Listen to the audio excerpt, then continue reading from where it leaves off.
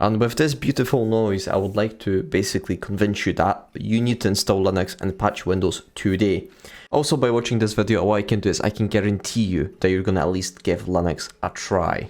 First of all, Linux is much more efficient than Windows. It uses less resources. It doesn't make you basically start 50 million programs like Windows. For example, Windows likes to start Microsoft Teams, Cortana, and OneDrive, which do actually impact your computer very highly.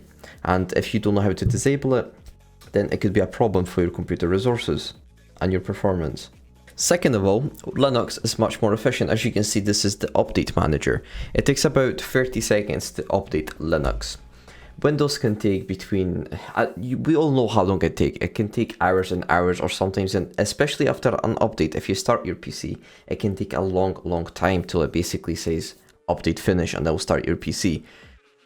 If we need to start now, maybe I need to upload a video straight away, then I cannot wait 2 hours. I need to do it now, which means Linux basically is way faster, especially with startups and efficiency. Linux is the king of efficiency. Now, another would be people saying, yeah, but I don't know how to use Linux. Don't worry, there's a distribution, and actually thousands of distributions that you can use from. For example, Linux Mint, which I'm on right now, is very friendly. For example, it has a window for updates. So if you don't know how to use the command line, you can use this. If you don't know how to back up your system, you can use this, which is called Timeshift. Or we can use as backup, right? So it has a lot of tools, and especially if you want to install something, there's a software manager, which basically gives you all the applications. It doesn't require you to know the command line either. And also, you can also learn the command line, which is basically easy. It'll take about maybe 2 weeks. And my last strongest point, for example, I'm going to show you this. If you go to software manager, it loads in a second.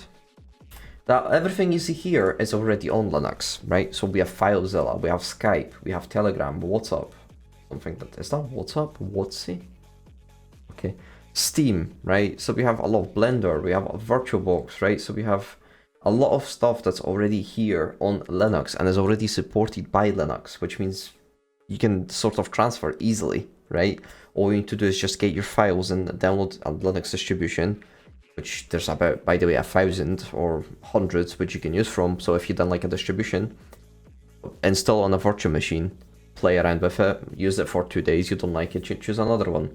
You can do this all day long, and you can always install it, right? So now, if you would like more detailed examples of how to use Linux, or if you would like to learn ethical hacking and cybersecurity, don't forget to check out my channel, which should be on the screen right now. Griffin, that's my cybersecurity channel.